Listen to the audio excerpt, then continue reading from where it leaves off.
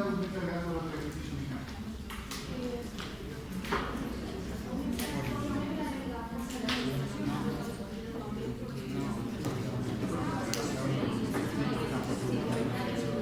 Entonces, ¿qué aumenta?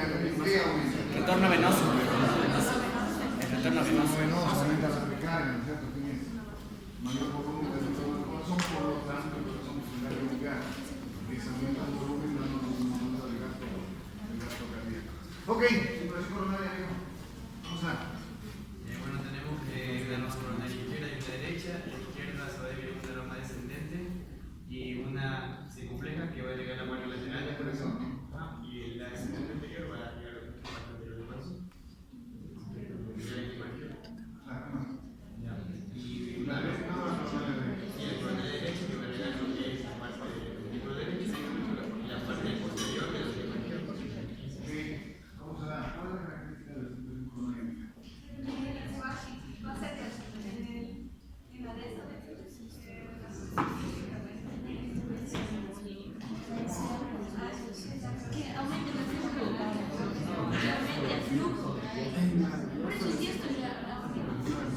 circulación coronaria? Circulación coronaria, las características se producen la circulación coronaria está en la casa, ya habíamos dicho también. Ok, conversemos algo de shock, que es del último capítulo de circulatorio, cuando estamos listos para la prueba de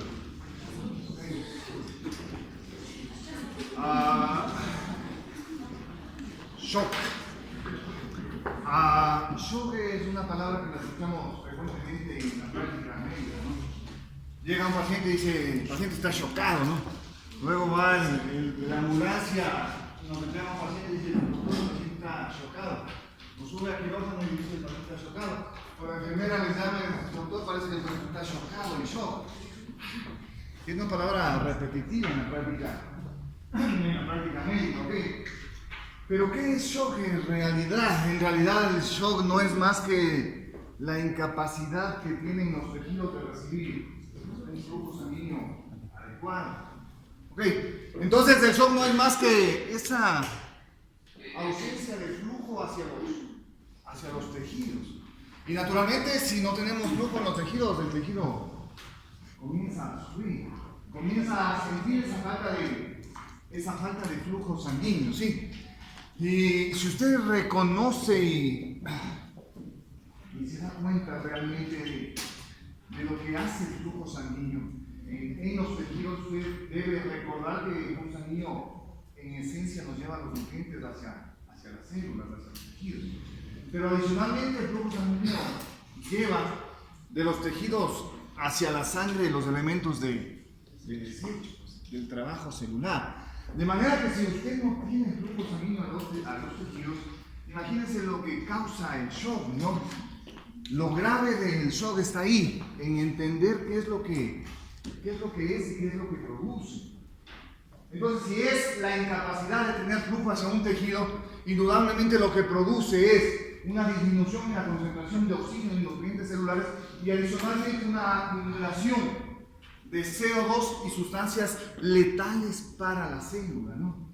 Hidrogeniones, nitrato, adenosina, que en esencia en grandes cantidades producen daño del tejido, ¿okay? Entonces eso es shock, esa incapacidad para tener un adecuado flujo hacia nuestros tejidos.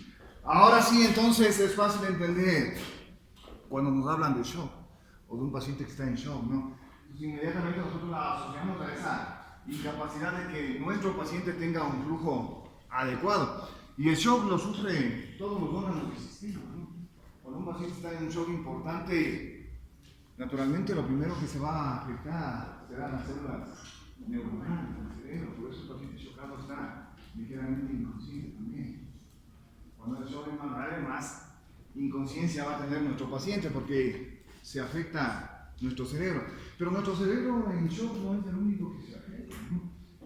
Comienza a sufrir el corazón, ¿sí? Y como dice Guyton, se convierte en una suerte de retroalimentación positiva, eso, ¿no? Porque al dañarse nuestro corazón, porque no recibe nutrientes, deja de contraerse adecuadamente y se convierte en una suerte de retroalimentación positiva. El el daño y la incapacidad del reflujo se traduce en un daño mayor, porque ya no tiene un corazón que funciona adecuadamente sin riego sanguíneo hacia el tejido cardíaco. Ok, entonces estamos acá para entender todo lo que es la fisiopatología del shock, y estamos acá para entender lo que deberíamos hacer cuando nos llegue un paciente con shock. ¿Ok? El shock se divide en 3 etapas. El shock es no progresivo, también llamado shock compensado. Yo tengo una etapa de shock progresiva y tengo una etapa de shock irreversible. ¿Sí? Esas son las fases o etapas del shock. Así se traducen sus fases. La fase no compensada, mejor dicho, la fase compensada o no progresiva del shock es la primera fase del shock. Es cuando un paciente, por ejemplo, ha perdido alrededor del 10 o 20% de su volumen. Eso quiere decir que si nos llega al centro de salud o nos llega al hospital base donde vayamos a estar, donde hagamos la rural, un paciente que ha perdido alrededor de 500, 600 ml de sangre, nosotros vamos a tener en ese paciente un shock compensado, un shock no progresivo. Naturalmente, si es que ya la pérdida de sangre se ha detenido, ¿no? Si ustedes hicieron torniquetes, hicieron compresión para que el vaso deje de sangrar. Y entonces, en la fase no progresiva, también llamada compensada, es la fase de shock compensada, como su nombre lo indica, en la cual se dan todos los mecanismos que ustedes ya conocen para mantener presión y por lo tanto para mantener flujo sanguíneo. Y entonces nosotros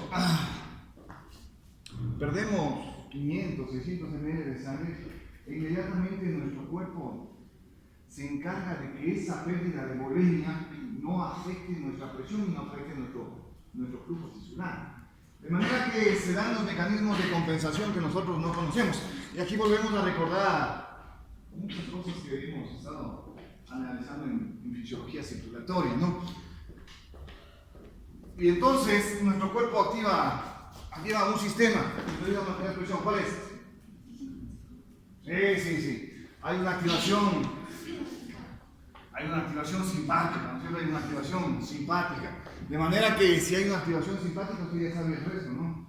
Nuestro cuerpo trata de compensar esa pérdida de volumen aumentando la presión, vasoconstricción, y trata de compensar esa pérdida de volumen con un poco de taquicardia. Y trata de compensar ese aumento de volumen con aumento en la fuerza de compresión para tener un volumen sistólico mayor. Y trata nuestro sistema simpático de hacer venoconstricción para que la sangre que estaba almacenada en las venas se vaya hacia los sistemas arteriales y por lo tanto haya flujo hacia el tejido. ¿Okay? Entonces se activa el simpático, es cierto, pero adicionalmente se dan otros mecanismos para mantener la presión. Recuerden de los otros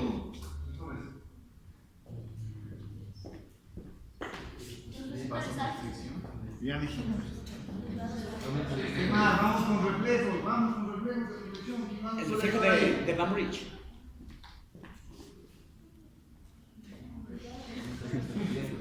El buen isquémico. Julio Espinosa. Reflejo isquémico. A ver. ¿Quién más de cuidarse? Si le sube o le baja la presión, ¿quién le protege? ¿Quién es el primero que está censando eso? Entonces se activan los vasoreceptores, pues no es cierto. Los vasoreceptores primeritos, los vasoreceptores no son los receptores de presión, son los primeritos en activarse junto con el sistema simpático que, la verdad, los vasoreceptores y el sistema simpático están estrechamente unidos. Usted recuerde cómo actúa el sistema de vasoreceptores. El vasoreceptor capta la disminución de presión y envía señales al centro vasomotor. Pero el centro vasomotor, la respuesta general es una respuesta simpática, ¿no es cierto? Es una respuesta vasomotora para mejorar presión y por lo tanto mejorar flujos. ¿Ok?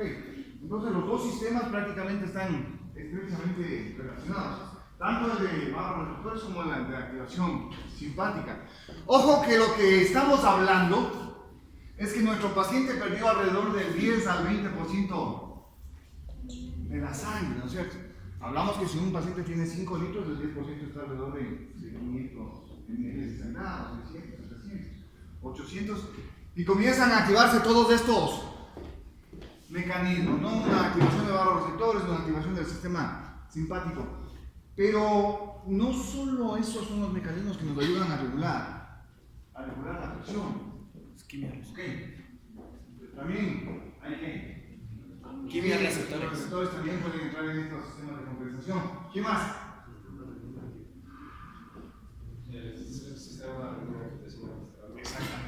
Exactamente. El sistema determina angiotensina, ¿no es cierto? Aldosterona, que es el sistema de regulación renal, ¿ok? En donde la angiotensina, que puede tomar un potente vasoconstrictor, en un paciente que está chocado nos ayuda porque nos ayuda a mantener presión, aquella presión para que exista flujo. Y entonces se activa el sistema renina-angiotensina de manera que tenemos vasoconstricción y adicionalmente la aldosterona nos ayuda reteniendo sodio, reteniendo agua, ¿verdad? Y nos ayuda a mantener agua en el organismo. Pero estos no son los únicos mecanismos. ¿Cuál nos falta? Que nos ayuda a elevar la presión. Cuando hablábamos de los factores humorales que ayudan a aumentar o disminuir la presión, ahí hablábamos de algunos otros mecanismos. ¿Qué falta? Exacto, ¿no es cierto? La hormona antidiurética, o también conocida como vasopresina, ¿no es cierto? Es otro mecanismo compensador en la fase del shock no progresivo, ¿sí? En donde la angiotensina, mejor dicho, la hormona antidiurética, la vasopresina, nos ayuda de dos maneras, ¿verdad? Causando aumento del tono vascular, aumentando la presión.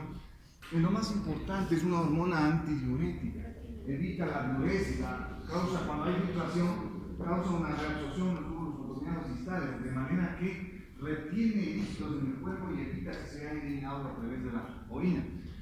Es lógico suponer que si yo estoy perdiendo volumen,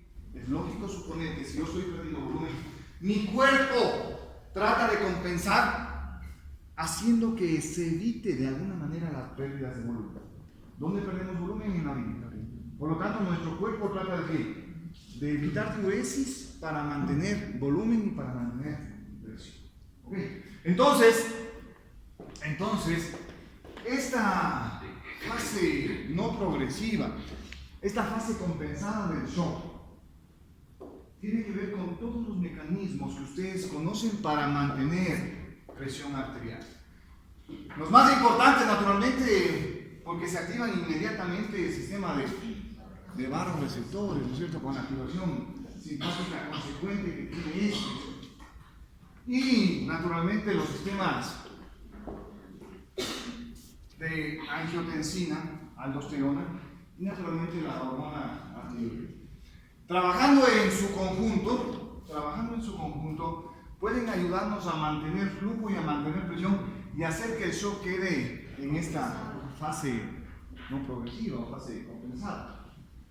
Si a los mecanismos de compensación, si a estos mecanismos de compensación, nosotros como médicos le ayudamos, es decir, hacemos que aumente el volumen en ese paciente que perdió 500, 600, 700 sangre, pues va a ser mucho mejor, ¿no es cierto?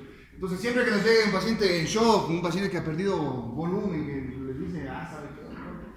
Le volvió todo y, ¿cierto? Entonces, perdió 700, 800 de volumen con una jornada, ¿verdad? Entonces, hay que hacer compresión, hay que hacer todos los mecanismos necesarios para mantener presión y volumen. Entonces deben volver a acordarse de conductancia, ¿verdad? Porque ustedes deben colocar un catéter de grueso calibre para que ustedes tengan una buena conductancia, que sea un buen flujo hacia el sistema venoso y aumentar el volumen en esencia, ¿ok? Entonces hay que ayudar pues, a las fases compensadas del shock. No es suficiente o no será suficiente en un momento determinado los mecanismos de compensación propios del cuerpo. Ya nuestro cuerpo, sin que nosotros hagamos nada, nos está ayudando. Pero si es que el paciente sigue sangrando y nosotros no hacemos nada para mantenerle en esta fase, el paciente va a llegar a una fase progresiva de shock. Sobre todo si el paciente sigue sangrando. Cuando el paciente pierde ya más del 30 o 40% de volemia, que ya es bastante sangrado. Estamos hablando ya casi de 2.500 mililitros de volumen, 2 litros de pérdida de sangre, ya es un sangrado bastante importante. Entonces ya caemos en la fase progresiva del shock. La fase progresiva del shock se caracteriza porque justamente ya estos mecanismos de compensación no son suficientes para mantener presión y por lo tanto ya no hay un flujo adecuado hacia los tejidos. Es cuando ya el paciente pierde o ha perdido una importante cantidad de sangre. Entonces comienza una fase progresiva del shock. La fase progresiva del shock se caracteriza.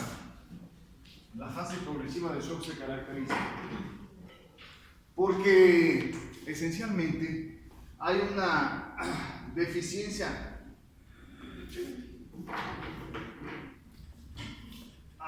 en la actividad cardíaca. Es decir, hay como está en el texto, una depresión cardíaca, es decir, una dificultad para que el corazón pueda bombear adecuadamente sangre.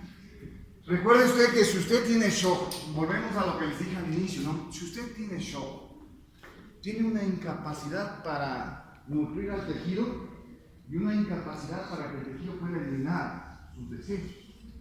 Por lo tanto, lo mismo pasa en todos los tejidos, incluido el tejido cardíaco. Si estamos en shock, nuestras coronarias no reciben suficiente cantidad de sangre porque no hay presión.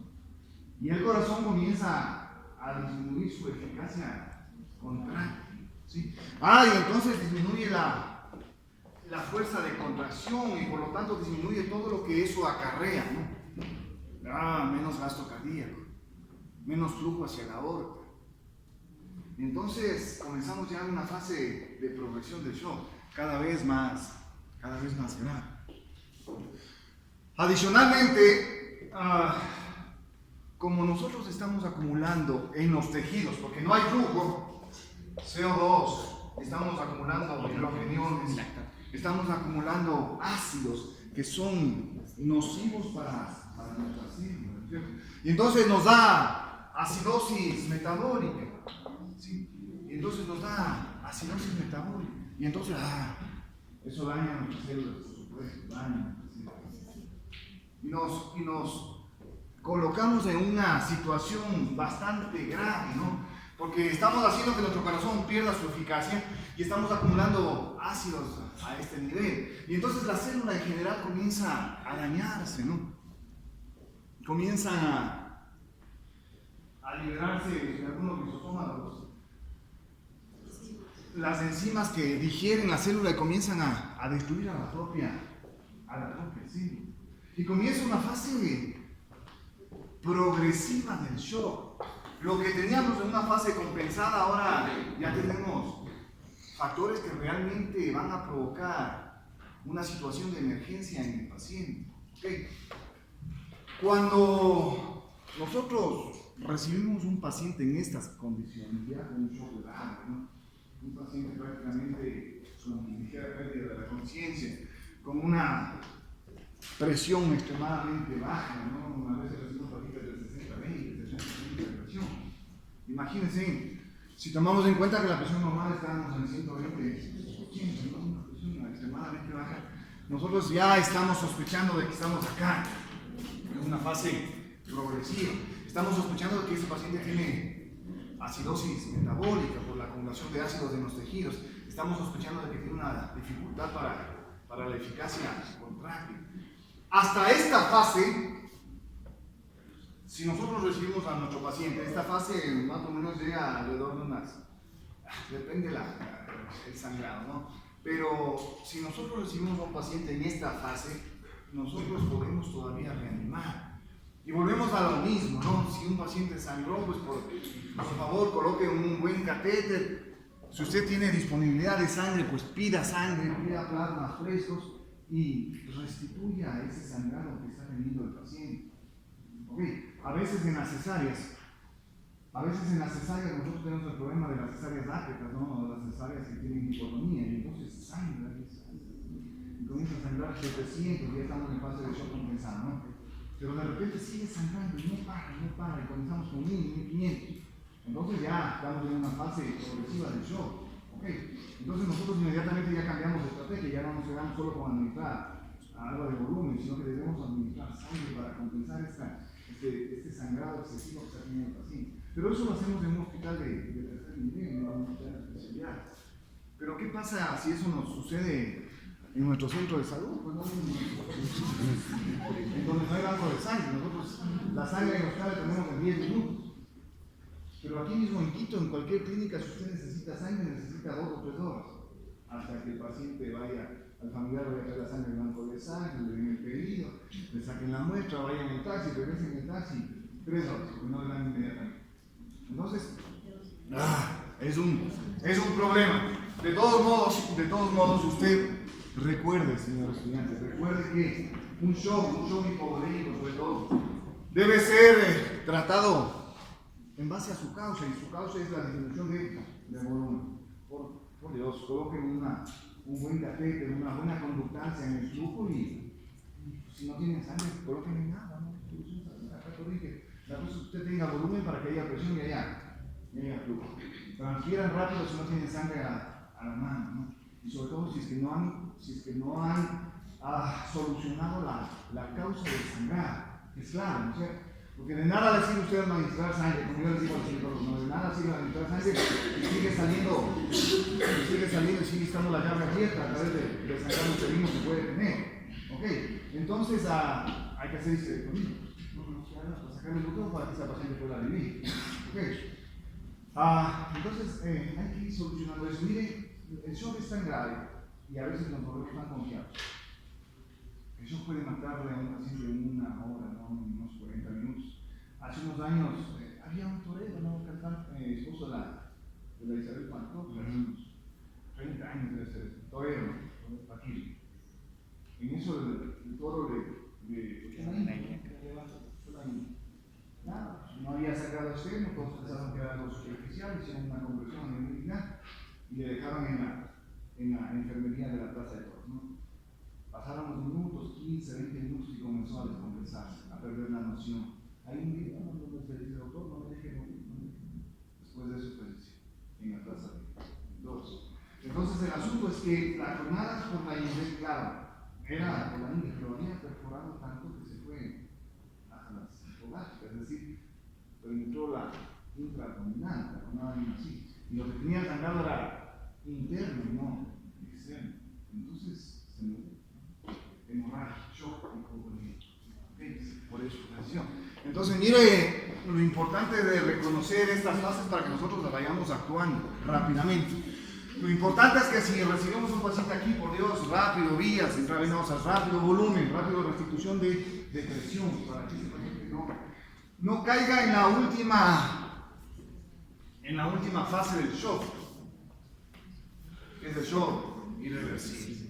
Si un paciente está chocado ya por varios minutos con la pérdida de más del 50% de la volemia, es decir, más de la mitad de la sangre, en donde no se ha podido reponer o no se han dado las medidas para reponer esa pérdida importante de sangre, caemos en un shock irreversible. El shock irreversible dice que haga lo que usted haga, cualquier maniobra que usted haga, cuando un sujeto cae en shock irreversible, es imposible que pueda revertir esa situación y el paciente va a fallecer en pocos minutos, en pocas horas. ¿Okay?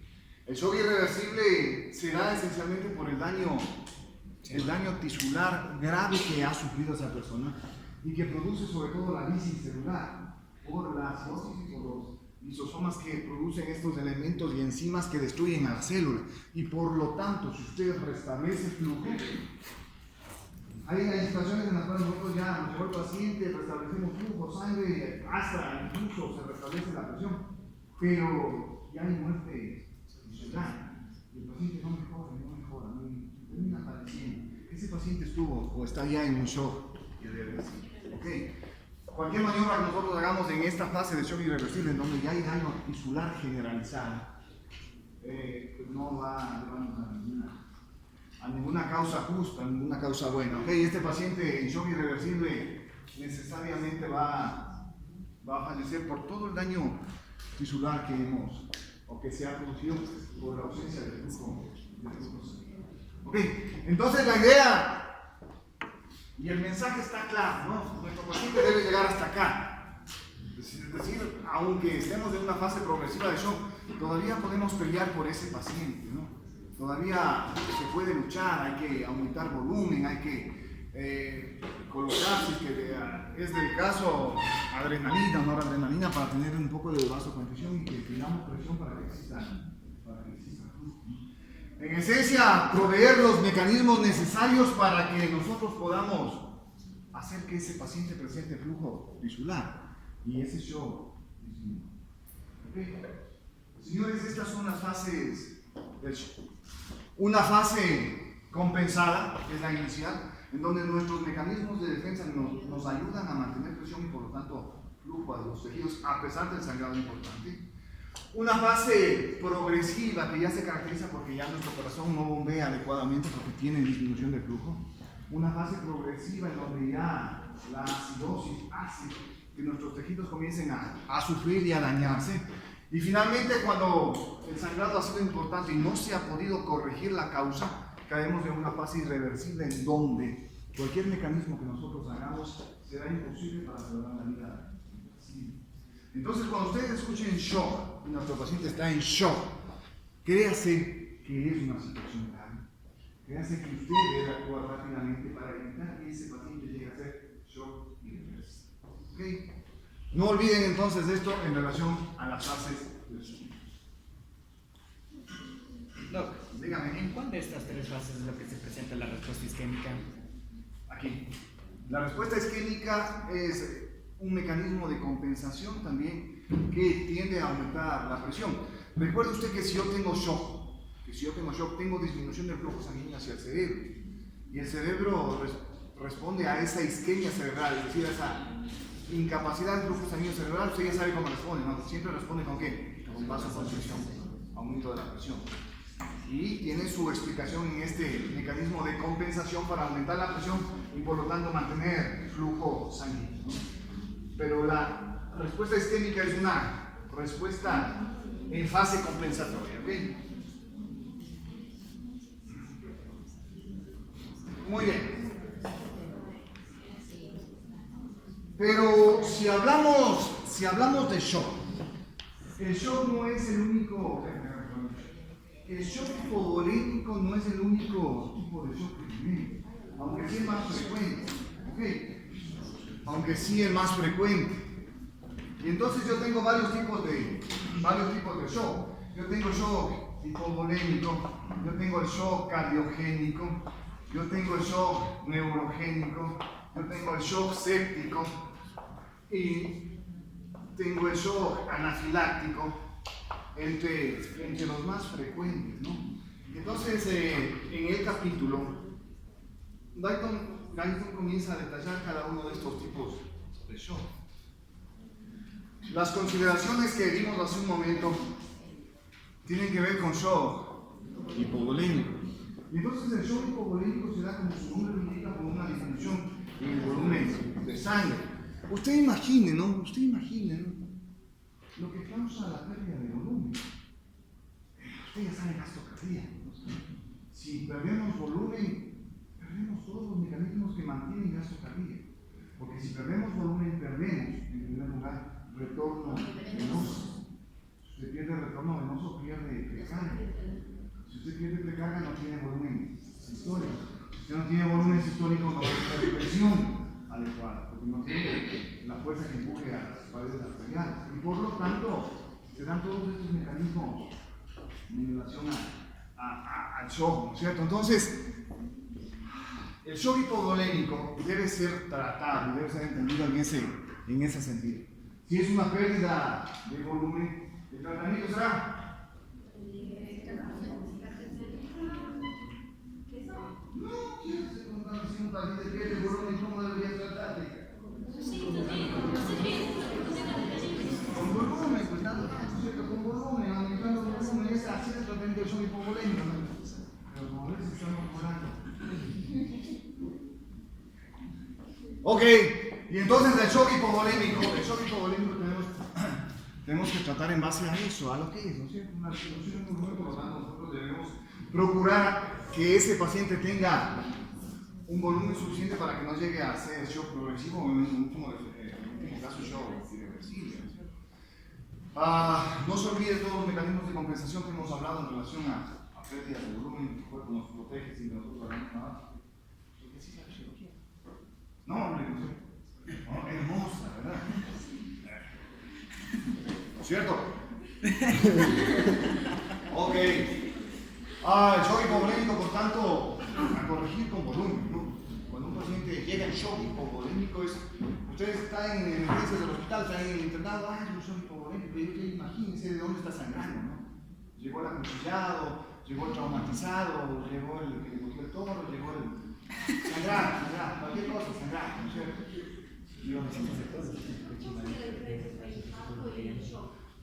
Lo que pasa es que el shock es una deficiencia en flujo sanguíneo de un tejido. ¿Okay? El infarto, pero es producido el shock por una deficiencia en los mecanismos que regulan el flujo sanguíneo de un tejido. El infarto, en cambio, es debido a una obstrucción que existe al flujo sanguíneo. Esa es la diferencia. Es decir, se obstruyó por un coágulo, por lo tanto se quedó infartada esta zona. No es shock porque el shock es generalizado, y es la diferencia. Los infartos normalmente son localizados. ¿Okay? Además del mecanismo de obstrucción, que es otra causa en el infarto, ¿verdad? Muy bien, este es el shock hipovolémico. El shock cardiogénico, como su nombre lo indica, es el shock producido por una deficiencia en actividad contráctil. ¿Sí? Es decir, nuestro corazón deja de contraerse y por lo tanto deja de enviar un volumen sistólico hacia la aorta y por lo tanto no tenemos flujo sanguíneo hacia los tejidos, hacia todos los tejidos. A ese shock se le conoce como shock cardiogénico, el que es debido esencialmente a la falla cardíaca. Las más importantes causas de shock cardiogénico siempre serán los infartos. Si un corazón se infarta, imagínense ustedes si se infarta la descendente anterior, ¿no? Todo el ventrículo izquierdo sin poder. Va a ser shock cardiogénico, sí, va a ser shock cardiogénico. Es decir, una insuficiencia en el flujo sanguíneo de los tejidos porque el corazón no puede bombear adecuadamente la sangre. Otra causa de shock cardiogénico son los taponamientos cardíacos. ¿Sí? Cuando hay trauma, ¿no? Cuando el volante se va con motores. Esto causa derrame pericárdico, sobre todo si está sin cinturón. Entonces, claro, el volante se va con el volante y eso causa un trauma que ha producido derrame pericárdico. Ese derrame pericárdico es tan grande a veces, 1 o 2 litros de derrame pericárdico. Imagínense 2 litros sobre el corazón. Impiden que el corazón pueda llenarse de sangre, dilatarse y pueda contraerse adecuadamente. Y caemos con un paciente en shock.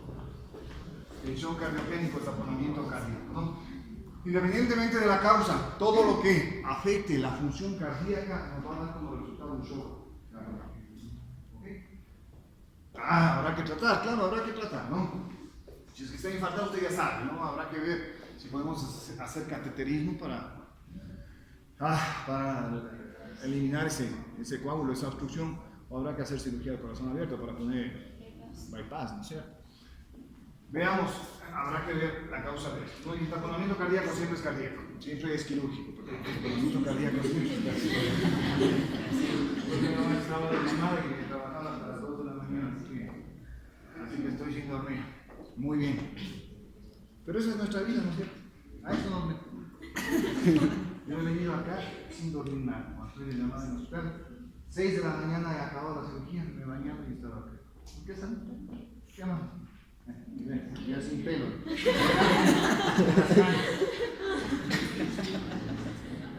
esa es nuestra vida. Y eso es lo que nos gusta, ¿no? Porque estamos acá porque me gusta hablar anestésicos. Me gusta conversar de fisiología. Sí, todos los días hago fisiología. Es como un pez en el agua, ¿no? Cuando yo hablo de fisiología es todos los días veo fisiología. Todos los días. Todo el rato, todo el rato.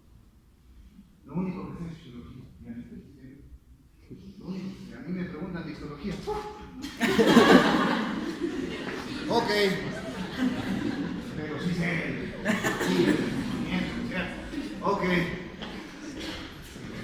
¿Estamos en qué estábamos, hijo? En el shock artificial. ¿Y qué era esto? Ah, el shock neurogénico. Estoy hablando de anestesia. Justo. El shock neurogénico es el shock que se produce por alteración en el sistema nervioso. Por eso su nombre es shock neurogénico. El shock neurogénico tiene su base en que nosotros podemos bloquear el sistema simpático. Yo puedo bloquear el sistema simpático, ¿cómo bloquear? Puedo bloquear la transmisión nerviosa cuando doy anestesia general.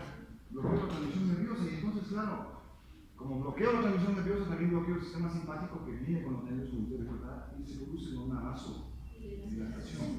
Mientras más profunda es la anestesia, más vasodilatación hay. Y mientras más vasodilatación hay, ¿qué pasa con la presión? Eso ley de Ohm. Disminuye. Mientras menos presión tenga, menos flujo voy a tener, porque no tengo el flujo necesario para que la sangre pueda fluir. Entonces se produce un shock. A ese shock se le conoce como shock neurogénico. Otra causa de shock neurogénico, además de la anestesia general, son los traumatismos cráneoencefálicos.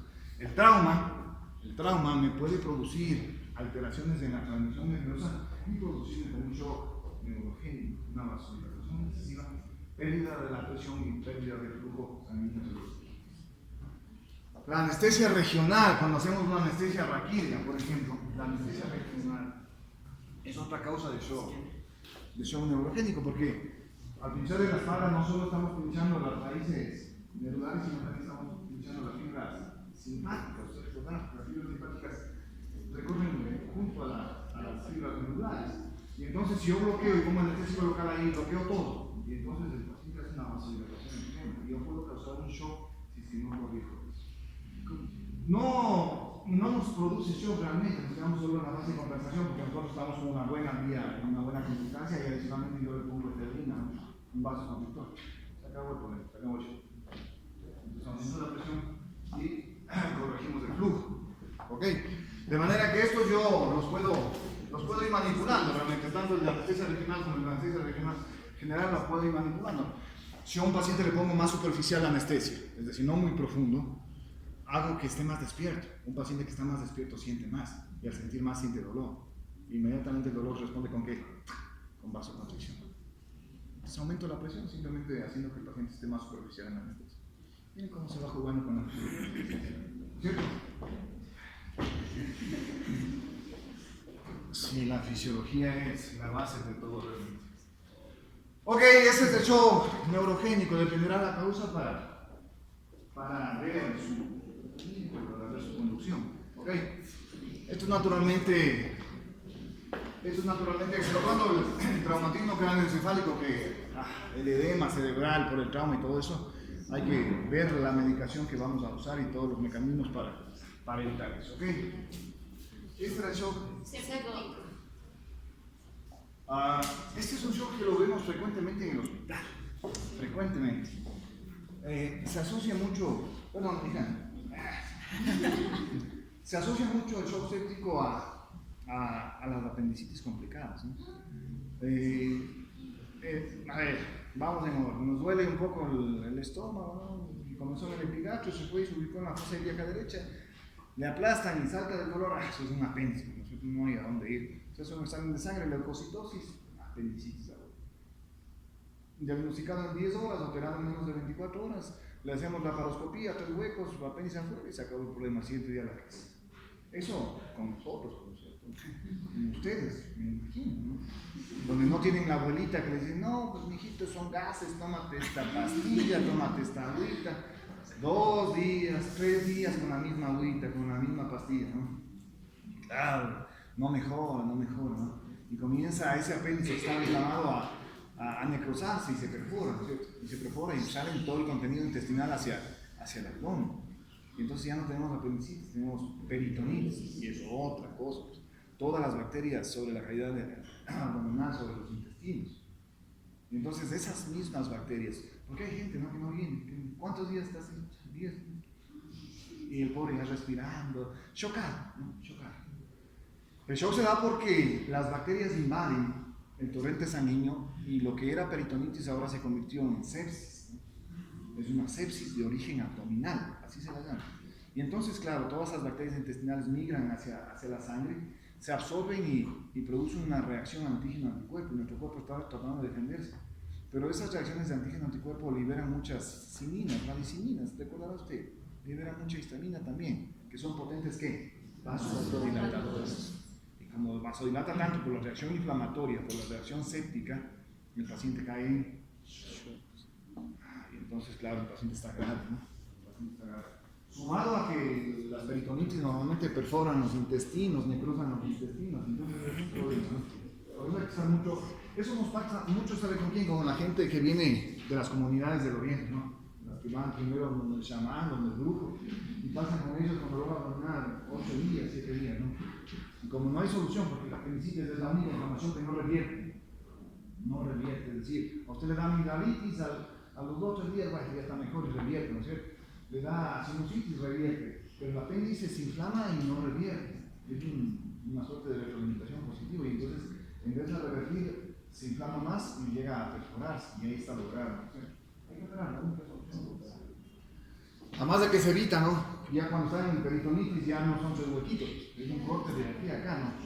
Y hay que abrir todo para lavar los intestinos de las bacterias que están. Entonces, hay que tener mucho cuidado. Pero bueno, eso es de shock. Sí, ¿no? Todo lo que invada, todas las bacterias que puedan invadir la sangre dan sepsis, y por lo tanto nos van a dar reacción inflamatoria y shock séptico que se produce por la reacción inflamatoria que produce la infección bacteriana. ¿Cuál será el tratamiento? Naturalmente, ¿cuál es el tratamiento si una bacteria nos invade? Antibióticos, ¿no es cierto? Aquí hay que dar antibióticos, pero no es necesario solo antibióticos, ¿verdad? Aquí también usamos normalmente adrenalina o noradrenalina en goteo, en infusión continua. Si ustedes van a la terapia intensiva de cualquier hospital y ven a un paciente que está en shock séptico, van a ver que ese paciente está con fuertes antibióticos y están como siempre con noradrenalina en goteo para mantener el tono vascular y tener flujos sanguíneos a los tejidos. ¿Sí? ¿Listo?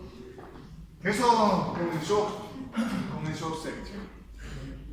Y siempre les he dicho que al que sí hay que tener el respeto es al shock anafiláctico. Siempre hay que tenerle respeto al shock anafiláctico, ¿no? Porque el shock anafiláctico, aunque raro, muchas veces es letal. Aunque raro, muchas veces es letal. Les conté yo de esa paciente que tuvimos en el hospital, ¿no? Hace poco tiempo, hace unos 2 o 3 años, que se murió, ¿no?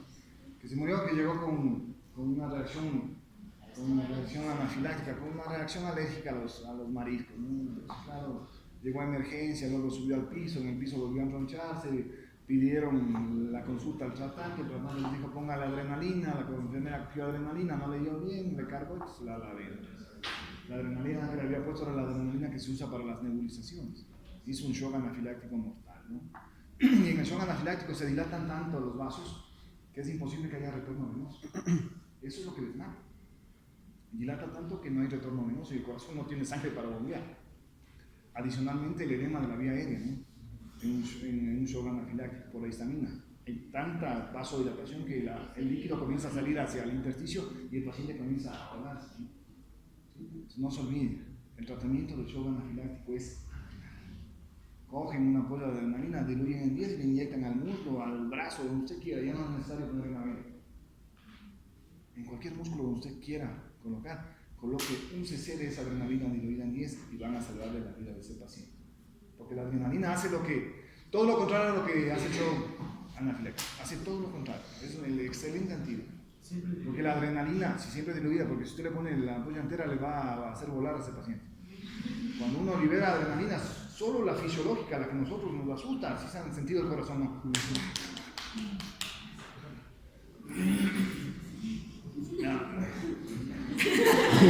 Ahorita me acuerdo de un meme que justo de eso, ¿no? Es un meme que dice, están ahí la pareja, ¿no? Y dice, mi amor, dime algo que me emocione.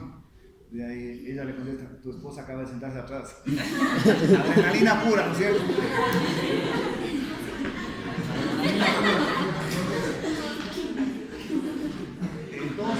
Entonces, recuerde siempre, ese es el tratamiento del shock anafiláctico, ¿no es cierto? Ese es el tratamiento del shock anafiláctico. Adrenalina, porque la adrenalina hace todo lo contrario de lo que produce el shock anafiláctico. La adrenalina produce vasoconstricción, por lo tanto ya vamos a tener presión.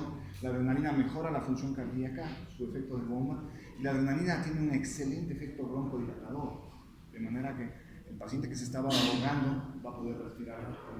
Ustedes están salvando la vida del paciente. ¿Ok? Jamás olviden eso. Listo, señores, eso es shock.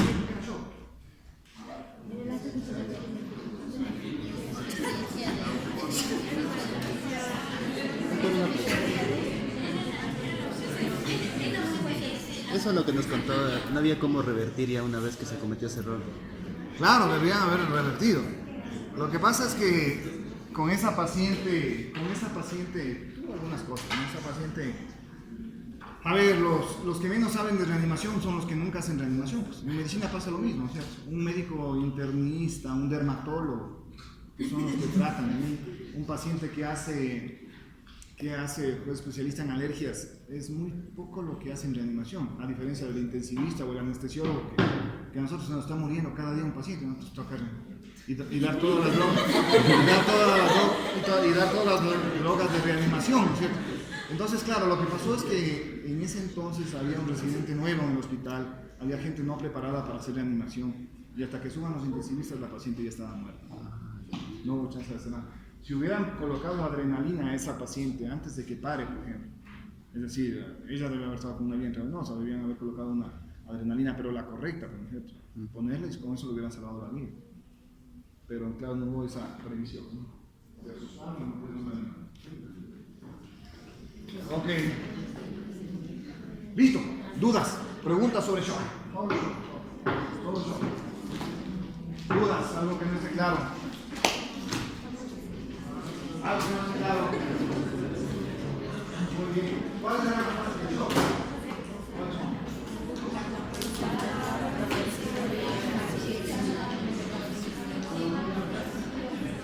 La no progresiva, la pesada,